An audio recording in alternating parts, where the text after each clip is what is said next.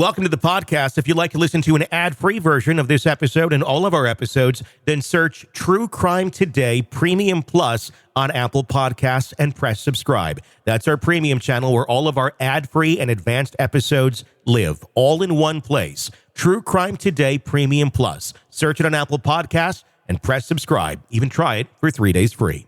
Every day is just one heartbeat away from a headline. This is Hidden Killers with Tony Bruschi, featuring retired FBI Special Agent Jennifer Coffindaffer. Richard Allen found guilty, and she's been following this case from the very beginning. Jennifer Coffindaffer, retired FBI Special Agent. I know this is one of the cases that has been super close to you and your heart. What was your reaction when we got the verdict just the other day? Richard Allen, guilty on all counts. Right. Well, Tony, I have to tell you, I expected it. I actually sent out something earlier that day that he would be found guilty. I've always said it's going to be because of the bullet, magic bullet. I think that was the foundation of the reason, the main reason. But from a personal standpoint, I could not have voted guilty on that ballot. I couldn't have raised my hand as guilty from what I know, but I don't think the jurors got to know everything. Yeah. And so I really respect the time and the energy and emotion that had to have been what those jurors felt. Yeah. So, I respect their verdict. I just could not have voted guilty personally. No, I agree. Were you surprised by the end of this, that the defense or the prosecution really didn't put out, I think in most people's idea, a very strong case against Richard Allen? It was pretty much everything we already knew, but I think even some of the evidence flimsier than we thought it was going to be until it reached the courtroom. Well, I think myself and many people in the true crime community, we really expected these bombshell confessions with a beginning and an end. I woke up and then, very specifics about the crime, specifics about what he did. We didn't get any of that. It was very general. There were 61 of them. They were very convoluted, of course, amidst a lot that might have been going on with him in the prison. Not saying he was persecuted there, just saying anyone in SEG, in a maximum security prison, it would take everything they had mentally to overcome that if they'd never been in prison before, which he'd never even been in jail before, an absolutely clean criminal record. So I think I was disappointed in the details that weren't there in the confessions.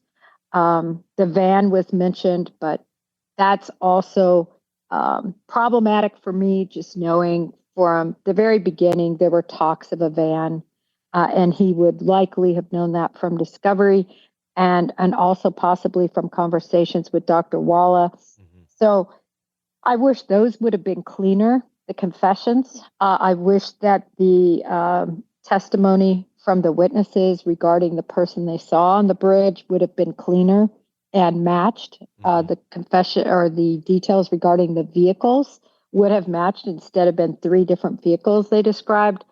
The bullet, I do believe from all accounts that expert was a very good expert, knew what she was doing, and believed in her analysis. But that analysis isn't a fingerprint. It's not DNA. And there were a lot of issues concerning the analysis from my view. And so I think I was just so disappointed that it wasn't stronger. And it was surprising, I guess not surprising because we knew it going in, just how little would be able to be argued on the part of Richard Allen. But after seeing what was argued and the way that they stopped fairly early, I think surprised a lot of people. Should they have gone on longer? Should they have made more arguments? Should there have been more witnesses brought to the stand to really show who Richard Allen is and was prior to this?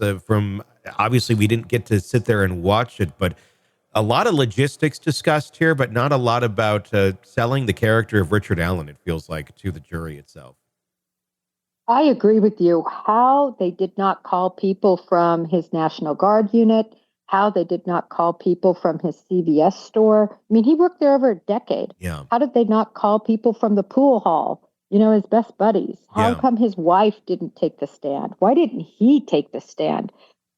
Considering everything that was on the line and the fact that they would not allow any third-party culprit defense, that leaves you with character, and that leaves you with Richard Allen. And then the other issue was the fact that they did not test the bullet or the gun.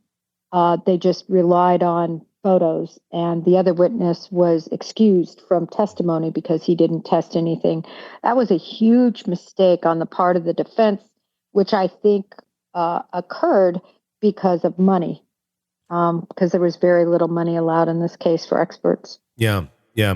And obviously that does, put a kink into one's plans if you can't afford to get those witnesses. They're not cheap by any stretch of imagination. But it did feel like the character of Richard Allen. I still don't know much about Richard Allen other than like the logistics of where he worked, and he has a family, no history, but that's just kind of it. And in a case like this, where it's so brutal and horrible, you gotta humanize the person that they're making out to be this monster. And I still think we just walk away with we've seen we've seen many pictures of Richard Allen, but I don't even know his voice. But they like to try and argue about his voice in this case, saying that he is the man on the bridge, saying down the hill. Their officer expert, where did he base that on? Just his opinion, but presented it as fact on the stand. What was your thoughts on that, where he said, that's Richard Allen's voice? Just his opinion. Well, though. I don't think it should have been allowed. Yeah. That's so unusual. First of all, voice exemplars could have been taken from Richard Allen. They could be court ordered and compared, and they didn't want to do that, I'm quite sure, because people who analyze voices, even in the FBI, even in the laboratory, all the years that I worked those kinds of cases and used the lab in that regard, they will never say it's his voice. Mm-hmm. They will just say whether it tends to have the characteristics or doesn't. Mm-hmm. Or it can't be excluded, or it could be excluded, but it may be, they're very wishy-washy. Same with handwriting typically. Yeah. So it doesn't surprise me that they didn't want that on the record, some wishy-washy account. But yeah. I could tell you what typically is used are people who know him.